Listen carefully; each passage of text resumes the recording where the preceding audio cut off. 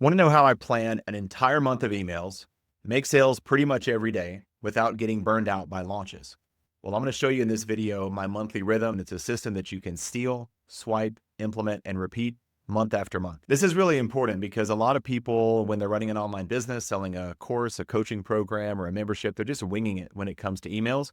And this method in the video that I'm going to share will keep you really organized and make it feel accessible and light and doable and repeatable so you don't burn yourself out. And here's how it works. Now, before I show you the whole system, I need you to understand how I think about the content that I create. So for all of us in our program, whatever your business looks like, there's a promise that we help people with. We move them from point A to point B with our programs, right? Our program has a promise, and that's in the dead center of our diagram. This is something that I put together in one of the workshops I recently hosted, and we'll just use it as a rubric for this video. This is the name of your program in the middle of this. So let's say it's my coaching program, or it's my email marketing membership, or whatever. That has a promise in the center of that, and that's typically the name of your program and the most predictable outcome you can create. The little red text here, those are problems that people face related to them achieving their goal. And then we fix that problem with what I call pillar content. So I'll give you an example inside of email school. There's 3 big problems with email. Your list isn't growing, your list isn't engaged, your list isn't buying. Those are 3 problems. And I fix each one of those problems with pillar content. So we fix the audience growth problem by automating your list building. We fix the engagement part of your email strategy by getting you better at storytelling. And we fix the sales part by helping you sell with campaigns. So those are the pillar content that fix the problems. And then the last thing that I do is I have projects that deliver on the pillar content that solve the problem that gets you to the goal. So what I do, step number one is I organize my email strategy by the month based on a theme, and the theme comes from one of these projects. All right, so here's an example. I just made this one up. Let's say that the goal that people wanted was an email revenue engine. That goes in the middle. And I think, well, why don't people have that? Well, they don't have the right strategy. Their list building is stalled and their engagement is low. So then I would say, let's just do this one in the top right, evergreen list growth. And then let's say we want to do a lead magnet makeover. If you have a lead magnet that's great, then people will join your list. If you have a traffic system to build your list, that'll help you with your list growth. And if you have an evergreen opt-in funnel, then that'll build your list as well. So what I could do is say, let's do a theme this month. Let's just do a lead magnet makeover, and that's the theme. So step number 1 is choose a theme that's aligned with the program that you want to enroll people in on the back end. Once you have the theme selected, then we can start to organize our month and not get burned out. So in this example, one of my favorite ways to make offers is with short paid workshops. I call them bank shot offer workshops because it's sometimes hard to sell directly into our back end offer if it's a membership or a coaching program or a course, but it's a lot easier to bank shot somebody into your offer, right? So instead of heaving a basketball from across the court, hoping it goes in the net, a lot easier to just lay it up off the backboard into the red square. So that's why I call them bank shot offer workshops. They're short paid workshops that create a specific outcome for our market. And we put a price tag on them, typically a price anybody can afford, usually under $50. That's how I do it. Here's an example. In this month, I hosted a workshop on storytelling because I wanted people to master the concept of storytelling and create a story engine, which is one of the pieces, one of the projects I work on in my coaching program. So it's a really simple handoff to say, we got the story part dialed in. Next, if you want to put the pieces into play, then join the coaching program, click here to apply, right? Last month, I was helping people upgrade their offer. I hosted a Upgrade My Offer Bootcamp, which was a short paid workshop to dial in their back-end offer. And then I sold an 8-week coaching cohort to help them fill that offer. So it made total sense, okay? So once you've chosen the theme, here's how I do it week by week. The first week of the month is priming. I really believe that you have to prime before you pitch.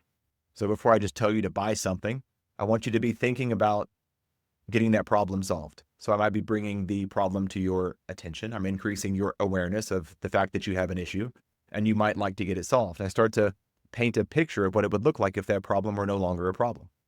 And that's what I call priming. And so I'll send a whole week of emails. I send a daily email.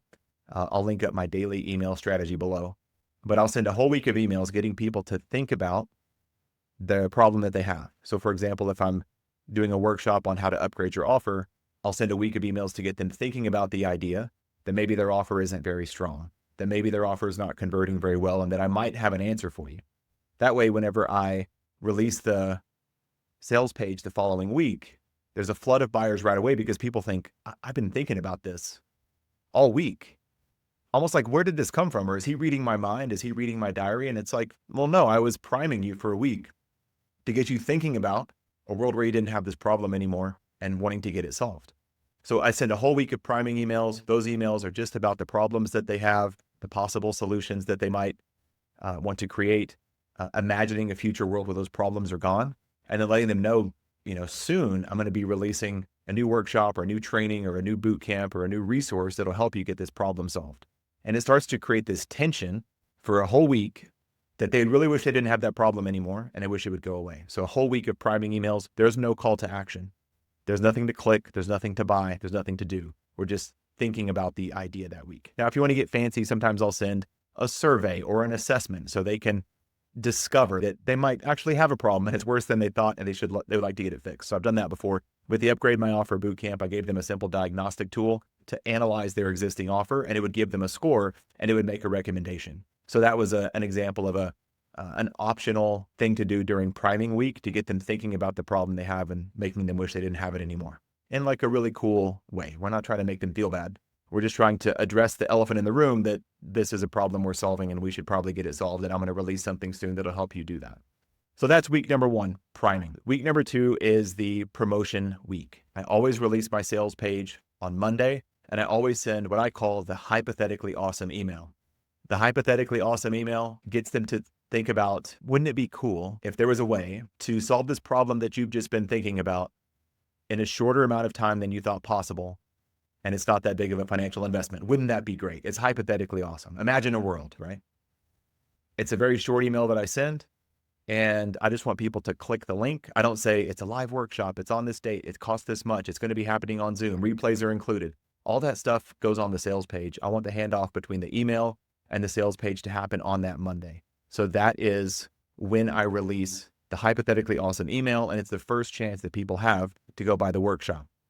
Now, again, if you've been priming your audience well, there's a sense of relief because they've been thinking about this problem they've had for a week, and now you've just given them a chance to get that problem solved with you in a shorter time frame than they thought possible, and it's not a very high ticket thing, assuming you're using bank shot offer workshops like I teach, okay?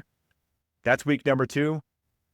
And you don't just say, buy my thing, buy my thing, buy my thing. If you're inside of my email membership, you know that there's different hooks and angles and approaches that we can have to people to find different reasons and emotional triggers that would cause them to finally purchase.